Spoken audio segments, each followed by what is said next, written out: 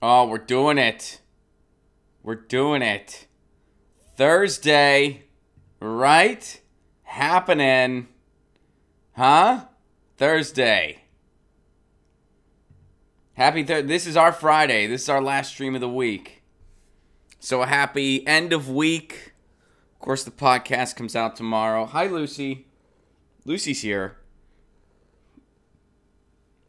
What's up, Karen? You're first. You did it. What's up, Chips? Barcelona? Hi from Barcelona. That is awesome. I gotta get to Barcelona.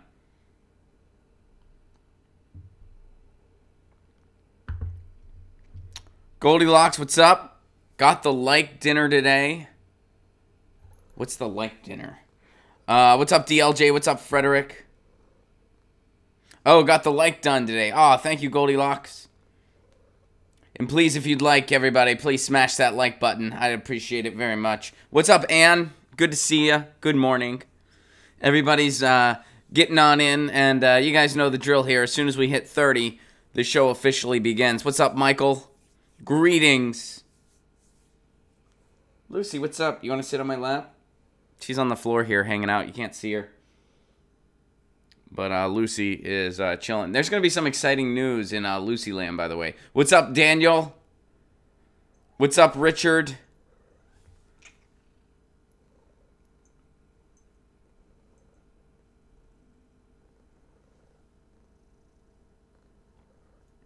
Moose Gal, yes, I did. What's up, Edwin? What's up, Joanna?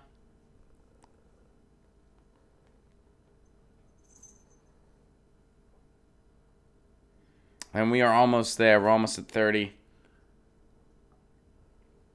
We got a lot to talk about today. You guys sent a lot of stuff. We're not going to get to all of it, but we are going to get to some of it. And also, fun announcement. We're going to be ending a little bit before 11 because at 11:30, I'm checking in with Peter Douche. Democratic strategist Peter Douche is going to help us understand what's going on right now. You know, he's going to give us some Democratic strategy. So we're going to be checking in with Peter Douche right here on YouTube at 11:30. How long have I had Lucy? I've had Lucy since 2006, the end of, or wait, maybe it was like 07. But yeah, I've had her since for about 12 years now. Yep. And today is World Poetry Day, and you guys are very, very astute because that is actually the topic I was going to do today. So you guys are ahead of the curve. As soon as we get to 30, we're going to be talking about that. But today is World Poetry Day, and we're going to be that's going to be today's topic. Before we get into all the news of today, and there is a lot of it. Some good news from Illinois, some election news, some bad news in New York. You know. Lucy, you can sit up here if you want. Moose Girl says, thumbs up this video. I like that advice. And we are almost there. We're a little bit early. So it's taking a minute. We are still a little bit early today.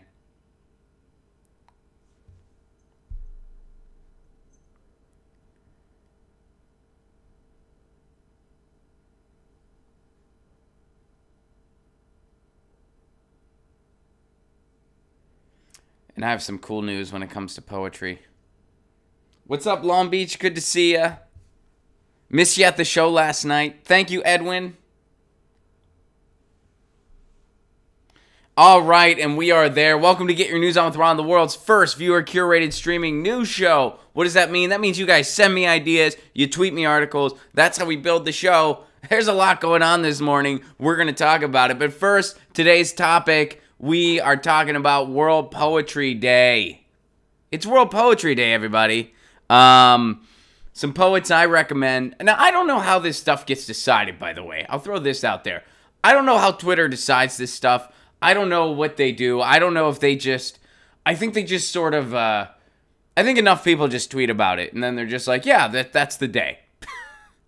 Because it's just random all the time. They're just like, yeah, it's International blah, blah, blah day. But it is International, or World Poetry Day, rather. I think International Poetry Day and World Poetry Day are two different things, actually. And then, of course, there is National Poetry Day. But I think there's all three of those things. Now, how International Poetry Day and World Poetry Day are two different things, I'm not sure, but I'll take it.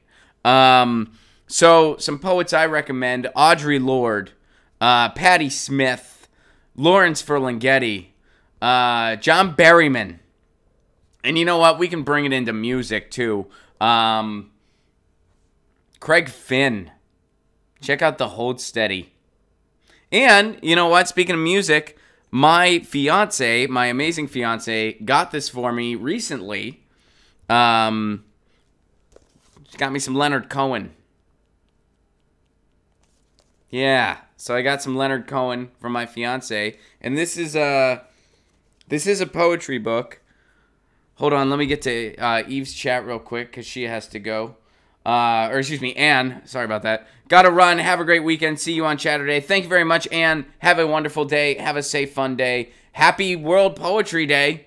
That's going on. Somebody else says that apparently it is World Atheist Day. Or Atheist Day. I didn't see that, but Anthony, I'll take it. And I always tell people I'm an atheist. I always tell people I'm either an atheist or an agnostic, depending on what part of the country I'm in and how often people are armed. But what I really mean by that is it depends on how you arrange your terms. Some people say an atheist is somebody that just doesn't have a theist in their life, in which case I'm an atheist. But other people say, no, atheist means you believe there's nothing else out there and you're sure there's nothing else out there. Well, I'm not sure of anything. I don't know that there's nothing else out there. I don't think there is, but I don't know that for sure, nor do I, I'm kind of just, if there's evidence, I'll go along with it. Until then, yeah, I think there's something above us that we don't understand yet.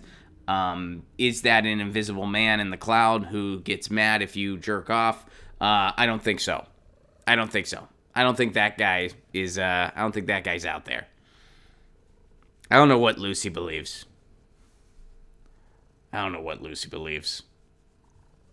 She believes in the cat treat god.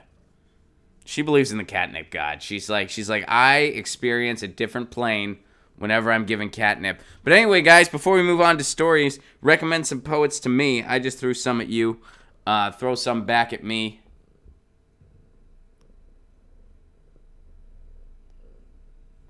Carrie, thank you. B-Dub, not sure is agnostic. Depends on who you ask, B-Dub. Some people would disagree with that. Richard, atheism is a religion. Again, some people would disagree with that, Richard. Go to the atheism website. Some people do dispute that. That's what I always thought, too. And to some people, that is the case. But other people are saying, no, atheism just means you don't have a theist. It's atheist. So if you don't have a theist, you are atheist. Henry David Thoreau, Charles Bukowski, T.S. Eliot, Ginsberg, Kerouac, Dylan Thomas, says Daniel. I know I told you guys about the time I met Lawrence Ferlinghetti, and I just kind of froze, and I just kind of waved at him. What are your thoughts on aliens? I think there for sure has to be something out there. What that something is, I don't know. But as far as intelligent life goes, I think there for sure has to be something out there. As far as a supreme being goes, I have no idea. I doubt that any kind of, man-made God is out there. I highly doubt that. Is there something above our understanding that's out there? I don't know. Probably.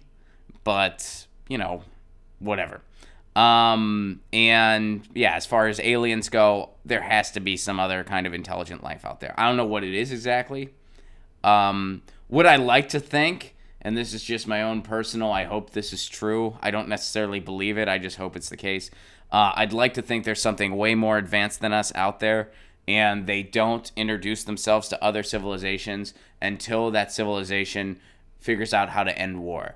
Then once you end war, they come down and talk to you. So, I don't know. That'd be cool if that was true. If it is true, though, there's a good chance that, you know, there's a good chance we'll never meet these creatures. Oh, Ron, most gods are man-made. That's incorrect, Goldilocks. All gods are man-made. And I'm getting some cat hair. Excuse me. All right. Anthony corrects this. Saturday is Atheist Day, not today. Man, Twitter. Twitter's screwing us up. All right. Oh, and people were giving shout-outs to Bob Dylan. It's always a good time to give a shout-out to Bob Dylan. All right, let's move on. We got a lot to talk about today. So, some of you guys, speaking of people that are not poets, holy shit, this guy. John Hickenlooper. Now, some of you guys might know about this John Hickenlooper guy. He was at the CNN town hall. He does not support Medicare for all. He does not support free college. He does not even support legalizing pot. He says leave it up to the states. He considers himself the centrist opponent to Trump. He is another blank suit centrist. And it's like all the Democrats got together, and the universe is just saying, how out of touch can these Democrats nominees get? How out of touch can they get? And John Hickenlooper said, hold my craft brew, because he likes craft brew. He's in Colorado, so he says he likes craft brew. Whether he actually does or not, I don't know. But in his Twitter handle, he says he likes craft brew.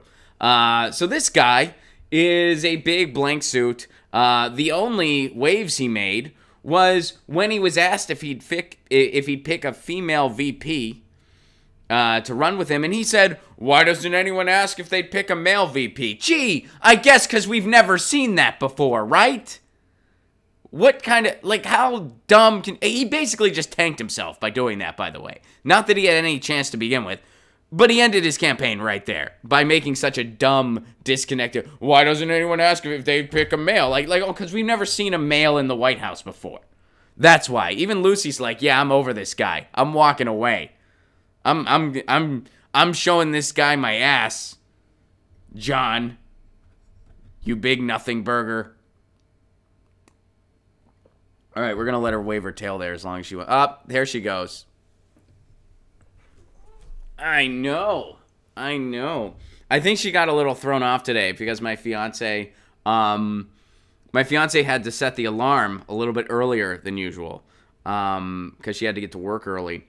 And it freaked me out a little bit too because usually Lucy knows when it's time to wake up. So she's always like jumping on the bed because she wants her breakfast. And she's always jumping on the bed. She's always being like, hey, guys, it's time. We're like, yeah, we know. Just give us a minute.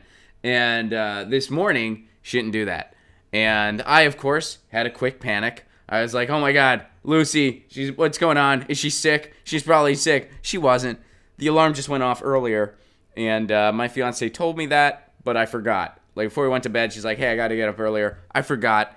So I had a quick panic. I was like, where's Lucy? And then I saw Lucy come out from where she was sleeping. Sometimes she sleeps on the bed. Sometimes she sleeps at the foot of the bed. It basically depends on how much I toss and turn. If I toss and turn a lot, she'll be like, okay, dude, you really got to get your shit together.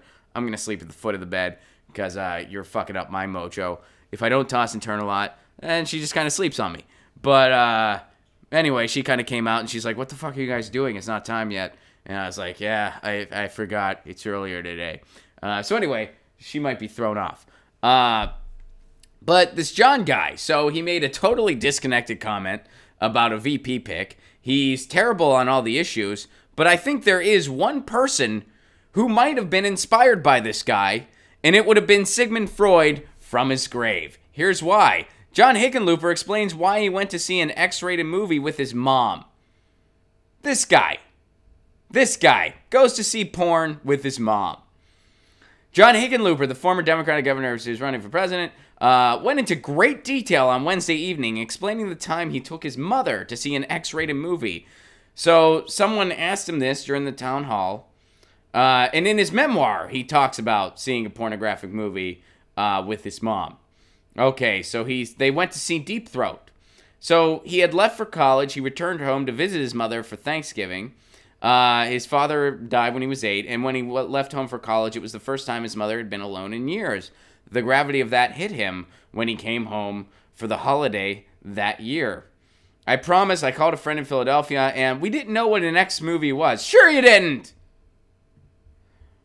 We didn't know what an X movie was. What Deep Throat? We didn't know. We thought it might have been a documentary about sword swallowing. We had no idea. We didn't know what an X-rated movie was. We didn't know what that was. Sure you did. Sure you were in college. Sure you didn't know what that was. Right. Okay, John. You're creepy. All right. Let's see what else Creepsack Magoo here has to say. We thought it was a little naughty. We didn't think it was that bad. You've got to understand, I was 18 years old. He said he came home and his mother had cooked a huge dinner despite hating to cook. And he was so touched that he invited his mother to accompany him and his friend to see a movie. What the hell? All right. I promised that. Keep in mind, I'm reading this for the first time. I promised Jed that we'd go to the movie theater and see this new movie. You want to come? And it's an X movie. I was sure she wouldn't say no. I wonder if that's a typo. It says, and I was sure she wouldn't say no. I made a mistake. And she said, I'd love to go, because she didn't want to be left alone in the house again. He admitted his mother was mortified at the first scene, and so he told her they should leave. But she said no, she had paid for a ticket. I said repeatedly, I think we should leave. And my mother, who rarely went out to a movie, she thought almost every movie would get on TV. Obviously not this one, he said. When she paid, she was going to stay. And at the end, she knew I was humiliated. And as we drove home, and you know that the dashboard in the old car has a kind of green light, I asked her, I said, that was some experience. And she goes, I thought the lighting was very good in the movie. I thought I saw a little grin, in the green light, he added. And then I stared at her longingly. Wait, no, I mean, I didn't do that. I for sure didn't do that. X-nay that part. That part is not in my memoir. I did not stare at her longingly. I do not want to sleep with my mom. I swear to God, I do not want to sleep with my mom. Wow, John, you're creepy. You're creepy, bro. You're super creepy. You know what's interesting, John? You're against legalizing pot at the federal level. You know what's a totally fucking gross and weird activity to do with your mom? Go see an X-rated movie. You know what's a kind of cool activity to do with your mom that I've done multiple times and is actually really freaking neat? Get stoned. I've gotten stoned with my mom a couple times. It's freaking awesome to get stoned with a parent. If you ever get the opportunity to do it, do it. I would argue it's way better than getting drunk with a parent, because that's going to happen at some wedding or something like that. But you get stoned with a parent, that's when you have that moment where they're like, yeah, I'm into it. And that's freaking cool. There's really no substitute for that. That, by the way, is a totally appropriate thing to do with a parent. And, well, Ron, it's a plant, all right? Get over it. If you're in that camp, you run, those are drugs. It's a plant. It's a freaking plant. You're smoking a plant that makes you feel good. That's it. So, John, wow. But we had no idea what Deep Throat was. We thought it might have been a documentary about strep throat. We thought it might have been... Oh, Mom, I had no idea this was the kind of movie it was. Are you getting any ideas? Wow. This guy already sunk his campaign completely. This is the last time we'll ever be talking about him, because he's going to be gone completely. Unless he does something stupid on social media, which he might. But, yeah, between the VP comment, the fact that he takes his mom to see porn, and that he stands for absolutely nothing. These are our nominees, by the way. You have Beto O'Rourke, stand on something, stand for nothing. You have Kamala Harris, never saw a law she didn't like, and loves to prosecute people, unless they're bankers. You have Amy Klobuchar, again, stands for absolutely nothing. Then you have this guy, stand for nothing, take your mom to see porn. These are our choices. These are our choices. And, you know, as a comedian, you know, I make jokes about this stuff. And for the past couple years, every time I write any line, every time I tweet anything, anytime I write a monologue joke, anytime I'm on a panel, there's part of me that just wants to scream out loud, holy shit, we deserve better. Because we do deserve better. We deserve better than this. I don't understand how anyone can take our political process seriously at this point. That's why it's like... I mean, they're like, I need comedy to cope with this. I'm like, comedy's the only way to cope with this. Who the fuck can take this seriously? Are you kidding me? And, I mean, look at the GOP clown car in 2016. You thought nothing could top that. The Democrats are trying to top that. And they both stand for the same shitty policies. As Lewis Black said, another comedian, one group stands for terrible ideas, one group stands for no ideas. Take your pick. Pick one. And then on top of this, most of them are just bizarre, unlikable people. They're not even likable, a lot of them. The reason so many people haven't seen through Beto O'Rourke yet is because he's moderately likable compared to pretty much everybody else. Except for Tulsi Gabbard and Bernie Sanders. They're actual politicians that stand for something. I mean, it's just... I mean, this guy, you know, I've been to a lot of open mic nights, as all comedians have. And sometimes you see people where you're just like, I don't know what this person does for a living, but I really am assuming they don't interact with people ever. That's this guy. If I saw this guy, not that guy, hold up. If I saw this guy, and he went into a graphic story about taking his mom to see porn, I'd be like, I'd imagine this guy doesn't deal with the public. I'd imagine his job does not involve him being out in public ever. And then, no, he's an elected official. Wow.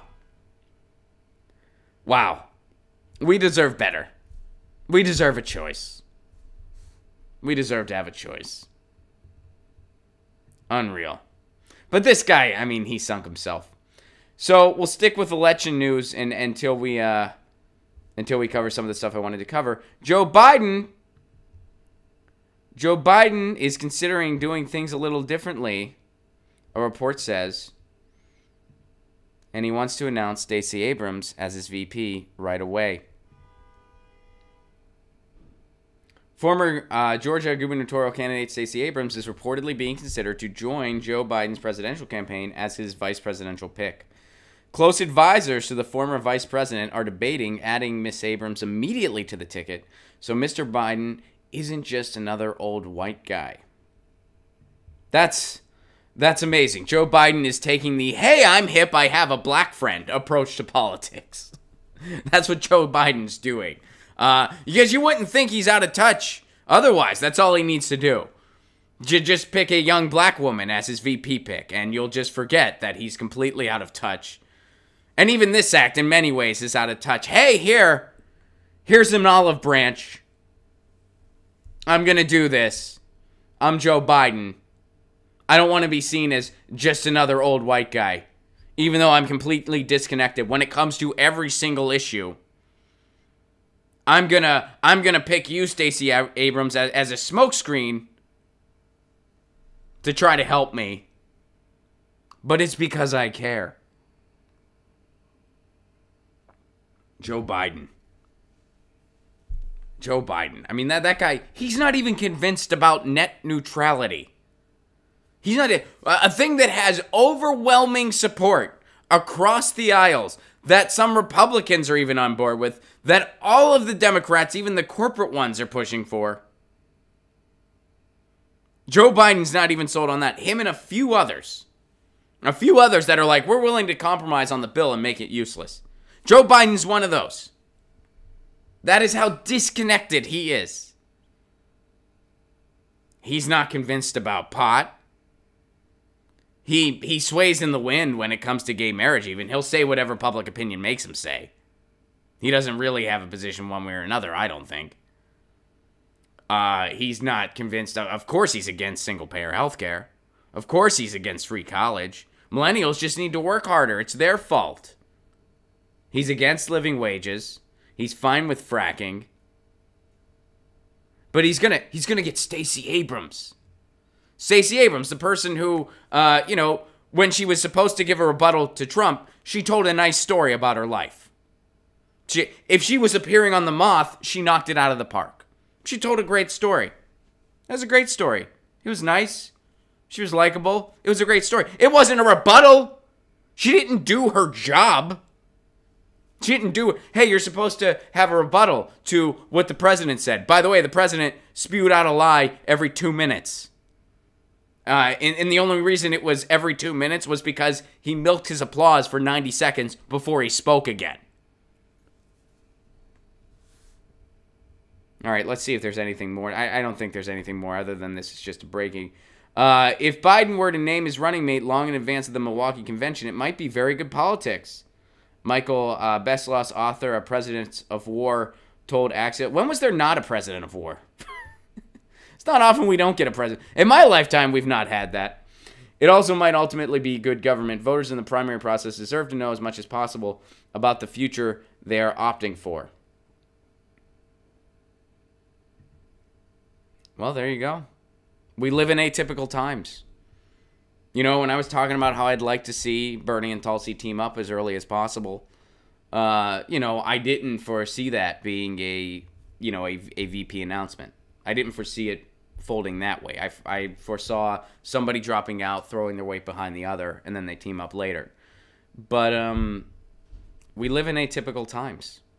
We really do. We live in a very atypical time politically, which in some ways might be a good thing because, well, I guess it is a good thing because, you know, our status quo is pretty horrible. I mean, look at this. Like, look at everything we've talked about so far in the show. So maybe these atypical times will lead to a better tomorrow. I certainly hope so. In some ways it has. In other ways it's been more of the same. But, you know, maybe it will lead to kind of a better way of doing things. I mean, you know, you see ranked choice voting is creeping up in different places, which is good. We need alternative voting methods. We need to have more choices. And, you know, the way I see it, we need a new party. We need a new party in this country. We need a viable left party. We need a real, true, viable left party. We don't have that. We have two right-wing parties that have power. We have two parties that have power, and they're both right-wing parties. If that reflected all the people that lived here, that'd be one thing. It'd be like, well, I guess we're just a really right-wing country. It doesn't. It just doesn't. You just have a media, you have a corporate media that tries to convince people that it does. And it doesn't. All right. So I guess we'll see what Joe Biden does. Some bad news in New York. You know, when we got bad news and good news, I always like to do bad news first. So we got some cool news in Illinois. We got some lame news in New York. And here's Andrew Cuomo. Remember, blue no matter who. Andrew Cuomo drops pot legalization from New York State budget. I mean, it's New York. How can they afford that? Right? All right. New York Governor Andrew Cuomo said Wednesday that marijuana legalization will not be included in the state's upcoming budget. The Democratic governor said that state lawmakers need more time to reach an agreement on legalizing the drug in the state. What do you need more time for? It's already been done in other states. Just do what we do in California. Legalize it and then screw over the small growers later. Don't do that. No, I'm not really recommending that. I don't mean, I'm saying that's what we did. That's what we're still doing. It actually really sucks. And we should be talking about it more on the show, and I want to talk about it more. I wasn't for real. That was a sarcastic. I wasn't for real suggesting New York does that. You guys get it. But seriously, though, other states have laid out a blueprint on what you need to do. Why can't you do this, Andrew Cuomo? What's your problem? It's probably because you don't stand for anything, and it's probably because you're getting some pressure from Big Pharma. That's what's probably really going on here, Andrew Cuomo. Because Andrew Cuomo's terrible, by the way. He's absolutely, I mean, we've covered him enough on this show. You know the drill. He is absolutely terrible. But, you know. All right, so let's go to this article, see what else is here. Cuomo, who pitched marijuana legalization last year, told WNYC that he predicts that the state legislature will pass a legalization bill in the session after the budget. For us, marijuana, which by the way, call it pot. Pot is a relatively new issue. For you? For you, what rock have you been living under, Andrew Cuomo? A rock sponsored by Budweiser and painkillers, I guess. It's a new issue for you. There haven't been people talking about the drug war for the past 30 years. That hasn't been it's a new issue for you, Andrew Cuomo. And I didn't know people felt strongly about this. I found out via a focus group people feel strongly about this. That's why I ran on it as a big part of my campaign. Hey, I'm going to give you pot. I'm down with pot. Vote for me. Just kidding. I'm not really down with pot. Now that I got the gig, we'll worry about it later. We'll worry about it later, says Andrew Cuomo. After he ran on it, he's hip. He's a hip guy. He's down with pot.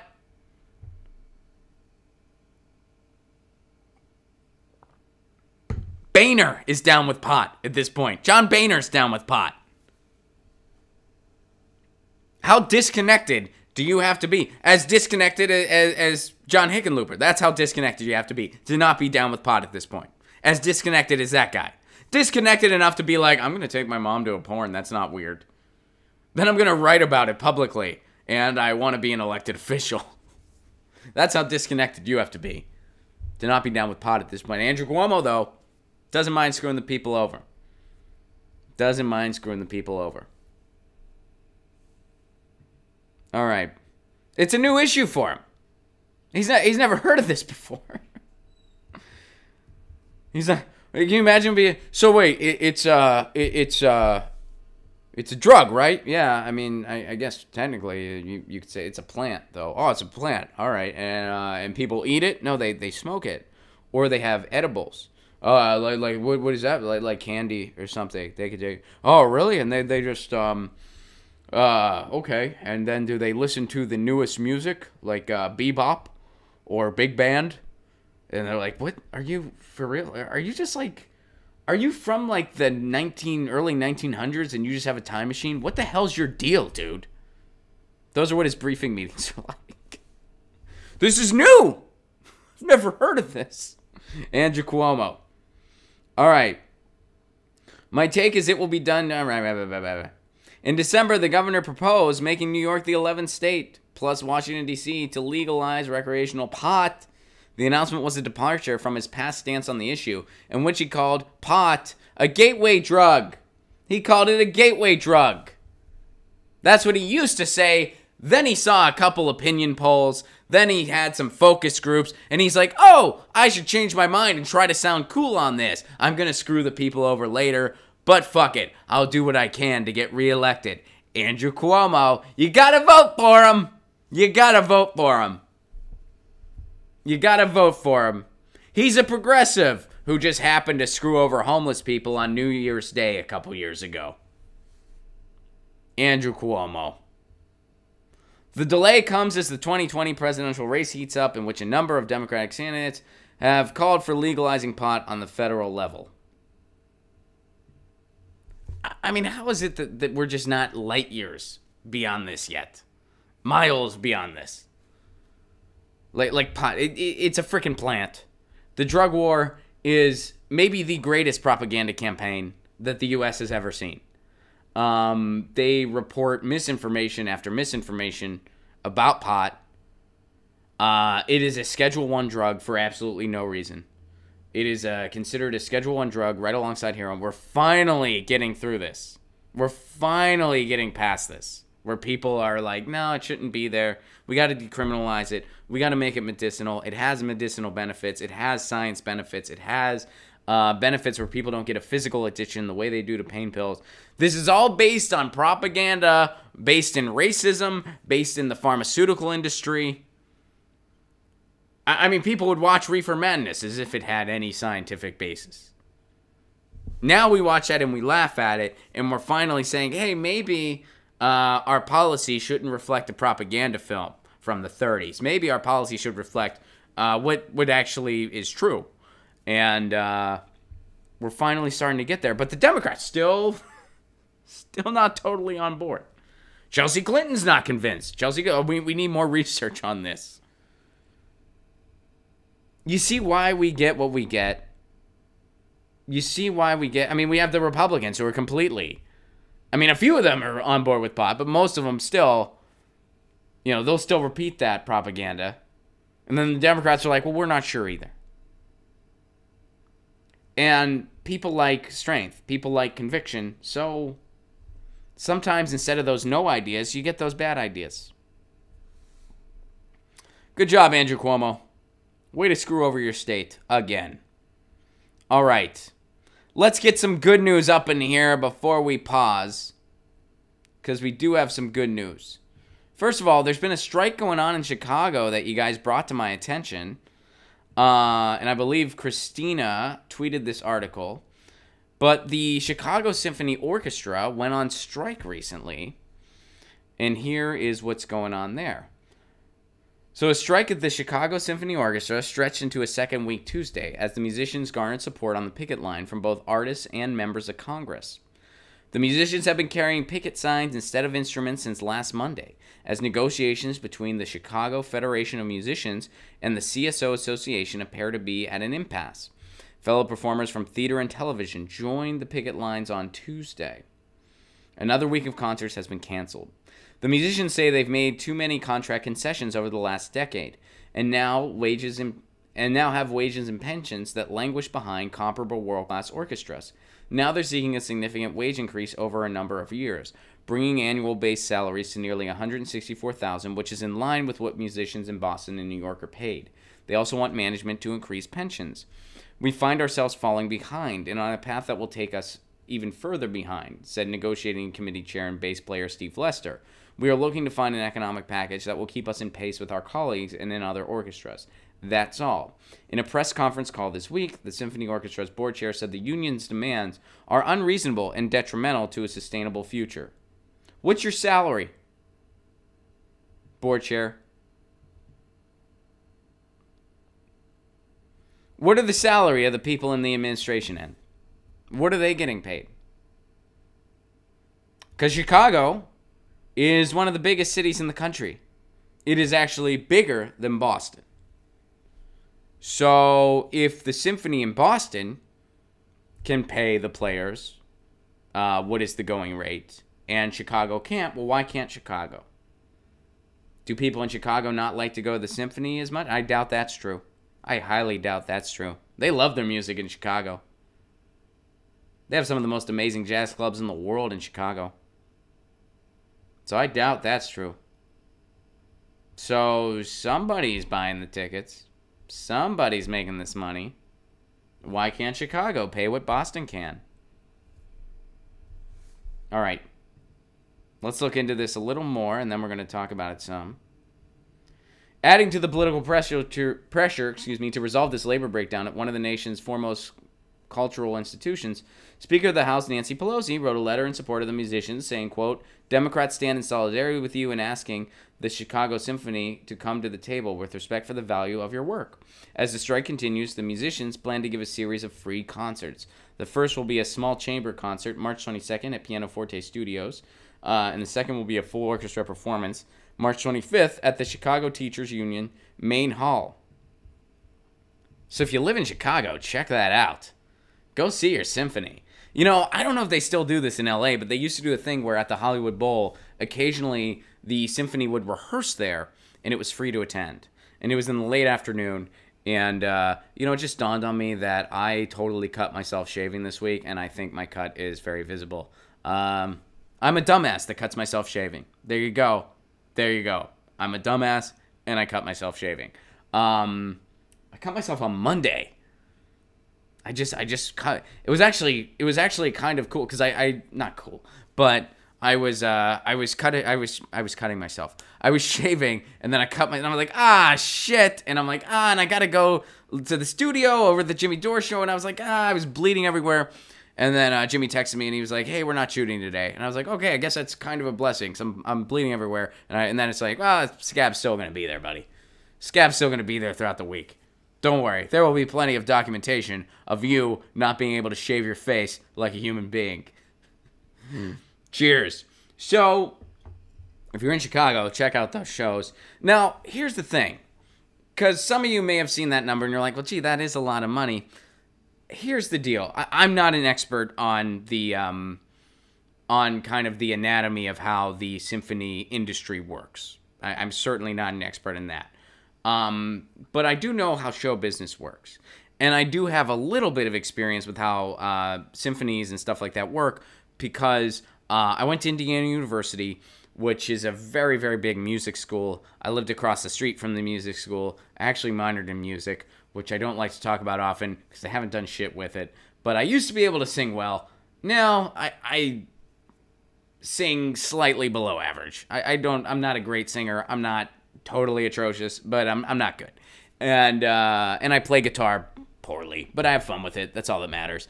So anyway, I knew a lot of professional musicians, you know, people that were in graduate school at Indiana University that were trying to get their master's in composition or whatever it may be.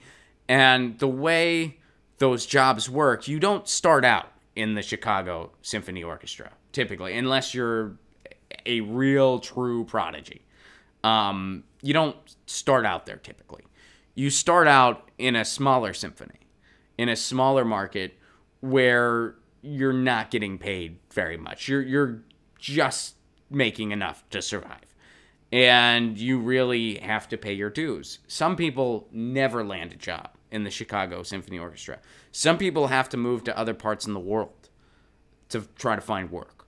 You know, I knew people that were friends with my dad's. They were colleagues of my dad's over at CMU. They were musicians. And this is at Carnegie Mellon University. Again, a very, very prestigious music institution. And they could not find work.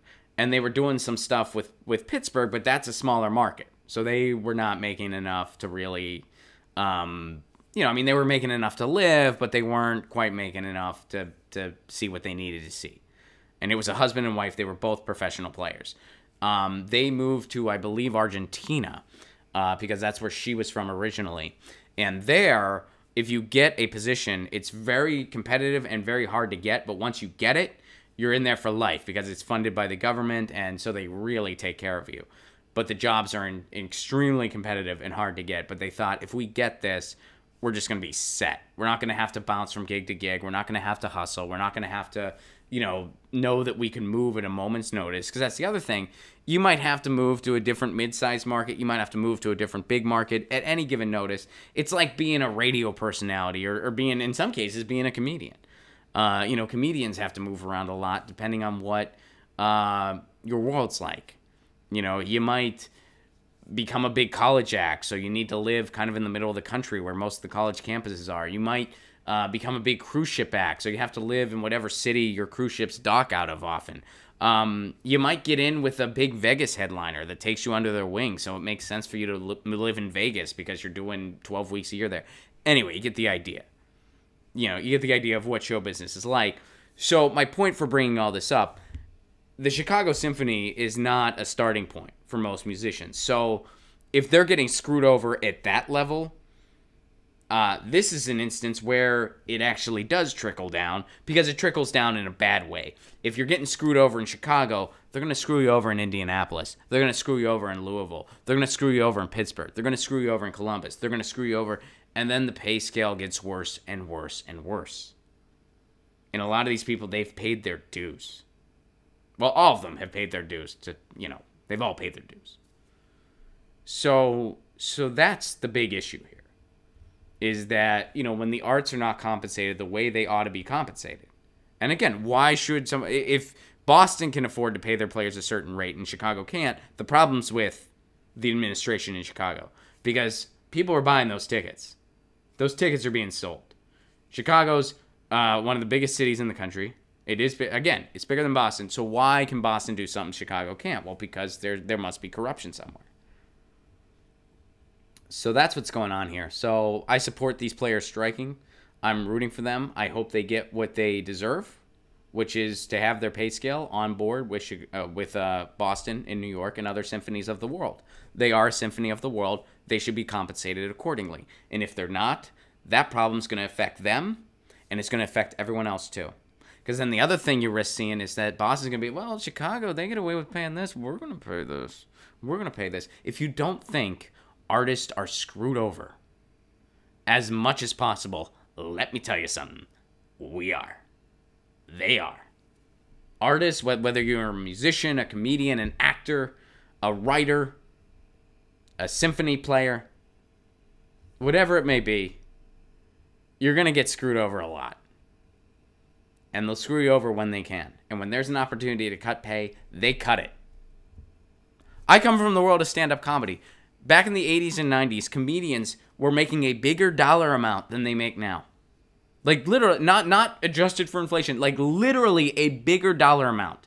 It is one of the only industries in the world where the pay scale has numerically gone down. It's numerically gone down. Comedians used to make twice as much in a week as they make now to just play a comedy club. And it's because, you know, the boom the bubble burst a little bit. Clubs wanted to see what they could get away with. They got away with paying a little bit less, but giving the celebrity some blow or whatever. And then it just kept diminishing. And now there's some spots that used to be, you used to be able to make a living as an MC, which is the opener that introduces the other acts. You used to be able to make a living doing that. Now, sometimes MCs don't even get paid. They don't even get paid. Sometimes all they get is a free meal and a beer, if that. You used to be able to make a living doing something that you're not even paid for now. So that's why this strike is very important. I stand with these Chicago's musicians. I hope they get what they deserve, which is that pay raise. And they shouldn't have to make any concessions. And shame on the corruption going on within that organization that got it to this point. All right. So good luck, Chicago. And if you're in Chicago, check out those free shows. Now, here's something interesting. Here's something else that's cool that's going on in Illinois. Rent control. Rent control in Illinois, it's getting more consideration. Lawmakers propose lifting the ban and laying groundwork for rent control. The conversation about lifting the rent control ban in Illinois and implementing laws that protect residents and landlords is starting to gain traction. Early in February, state lawmakers introduced a bill that will repeal the ban, create rent control boards across the state, and provide benefits to both landlords and renters. The newest legislation, HB 2192, proposes 6 regional rent control boards that would be elected. According to the bill in the Chicago Sun-Times, the bill isn't a silver bullet to solve all of Chicago's housing issues, the newspaper said, but it's a start. So the regional boards would determine regulations about rent stabilization rates and set small registration fees, which could fund repairs and improvement. The bill includes rent control and improvement tax credits and would hold landlords accountable for pricing. It would also repeal the Rent Control Preemption Act, which banned rent control in 1997. So there you go. Now, the one thing this article mentions that is important to keep in mind, landlords don't get screwed over here. Rent control does not screw over landlords. Landlords still get to make a profit. It's just a fair rate of profit. They don't get to price gouge. They don't get to screw over their tenant. That's all. Landlords are still making money here. If you bought a property, you want to rent it out, you're still going to see a return on your investment. But renters don't get screwed over. And renters get to pay a fair price in rent. That's what rent control does. And rent control is extremely important in this country because if you want something like a UBI, if you want something like that to ever feasibly work, you need something like rent control. You need protection for people that are renting. Because otherwise, landlords, they're just going to jack it up. They're going to know that you're getting $1,000 mailed to you from the government each month. They're just going to jack it up. And that $1,000 is going to become worthless real quick. So, good for Illinois. Other states seem to follow this example. We're still... there's, I'm sure, more details to work out, but this is huge. Rent control legislation at the state level is huge. It's good that Illinois is doing this. Hopefully more states follow suit. Let me go to you guys, see what you're saying, and then we're going to end because I got to get ready for the Peter Douche interview. What do you guys think about rent control? I doubt there's anyone in this. I'm against it. But let me see what y'all are saying.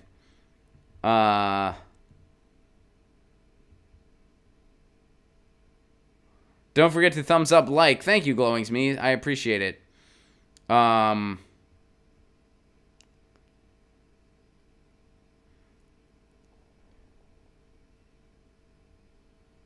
We need Rent Control. It was a terrible musical and movie on release filled with characters. I've actually never seen it. I've never seen Rent all the way through. So thank you, Balthazar. I like the reference, made me laugh.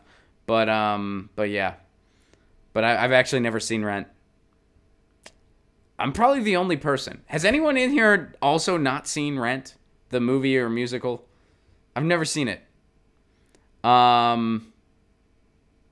Thank you, Daniel. That's very fun. That's very nice of you to say. Great show today, Ron. You absolutely killed it. Thank you very much, Daniel. That's very kind of you. Green Fang recommends Scott Santans. I'm not familiar with that name. I don't know who that is, but I'll have to look into it. Oh, Brian hasn't seen it. Linda hasn't seen it. Goldilocks hasn't seen it. Elephants on Coke hasn't seen it. I feel less alone. Slow News Day hasn't seen it. By the way, Slow News Day is producing a show in Boulder Creek, California. If you're in Boulder Creek, California, come to my first house show of the year on April 19th and drop me an email at romplacone.com and I can get you the info on that. Andrew hasn't seen Rent. Zero Divisor hasn't seen Rent. We are renaming this show The People Who Haven't Seen Rent. I thought I was alone. Doubting Mantis hasn't seen it. B. Green's never seen it. Tim Flowbug's never seen it. Chris has never seen it. Daniel's seen it. He didn't dig it. Wow. I feel, I always feel less alone when we do this show, but now I thought I was the only person. Celeste has never seen it. Man. Blood in the Water. I'm more of a Rocky Horror or Hedwig the Angry Inch sort of fan. I've never seen Hedwig, but I love Rocky Horror. And I told my Rocky Horror Picture Show story on this show before. I won't tell it today, but I did tell my story before, where I dressed in drag in college. Fake Donald Trump has never seen it. I wonder if real Donald Trump has. And I've also never seen Hamilton. I want to see that, but I haven't seen that either. Someone was asking about Hamilton. Andrew was not Andrew. Who was Renton? Someone was asking about Hamilton. Elephants on Coke was asking about Hamilton. By the way, that's a band that needs to happen. Guys, we are totally out of time. I will be back on this channel. I'm not going to be on Facebook or Twitter for this. It's going to exclusively be on YouTube. But I'm going to be back on this channel with Peter Douche at 11:30. At 11:30, I'm going to be back with the Democratic strategist Peter Douche. But as far as Get Your News On with Ron goes, the viewer curated stream, that is our show this week. That is our last show of the week, guys. We do this every Monday through Thursday at 10 a.m. Pacific time, 1 p.m. Eastern time. Guys, if you want to support this show on the sustainability end, please do consider becoming a patron. Patreon.com/RonPlacone. For a give what you can level, you get all kinds of exclusive stuff, including my album, a bunch of stand-up clips, and all kinds of cool stuff. Full stand-up clips, not available anywhere else. And that's a give what you can level, and you help keep this show on the air. Guys, also, tour dates coming up. Texas, get your tickets. Me and Graham Elwood are going to be in Austin, San Antonio, Houston, Fort Worth. Tickets are available at romplacone.com. We're coming in April. May, we're coming to Salt Lake City and Boise. June, we're coming to the East Coast, New York City, Boston, DC, Baltimore, Philly, Connecticut. We're coming. Get those tickets, romplacone.com. I'm coming to Indianapolis on my own May 1st. Indianapolis, May 1st. Tickets are available for that. April 19th, Boulder Creek, California. First house show of the year. Drop me a line if you want to attend that. Yeah. And July 27th, Graham Elwood and I for the Progressive Comedy Tour. We're going back to Vegas. Vegas, baby. Vegas. Thank you so much for being part of this. I will see some of you in about 40 minutes at 11:30. Me and Peter Douche are going live. Peter Douche, brilliant Democratic strategist. He's going to tell us what we need to know. He's going to tell us everything we need to know. That's how he works. So stay tuned for Peter Douche. I'll see some of you then. Jez Zender, Connecticut. Really? Yes. I'll be in New Haven. romplacone.com for those tickets. 11:30 Pacific time, 2:30 Eastern. Thank you, Susan. 2:30 Eastern time, 11:30 Pacific time. I'll be live with Peter Douche right on this channel. If I see you there, awesome. If not, I will see you Monday. We got a Music Monday coming up on Monday. I will see you then. Have a wonderful weekend. The podcast drops tomorrow. If you missed anything from the stream, get a summary of it on the podcast. It's just Get Your News On with Ron, wherever you get podcasts, iTunes, Stitcher, you know the drill. Thank you guys so much for another amazing week. I'm glad I'm not the only one who hasn't seen Rent. Who knew? Peace.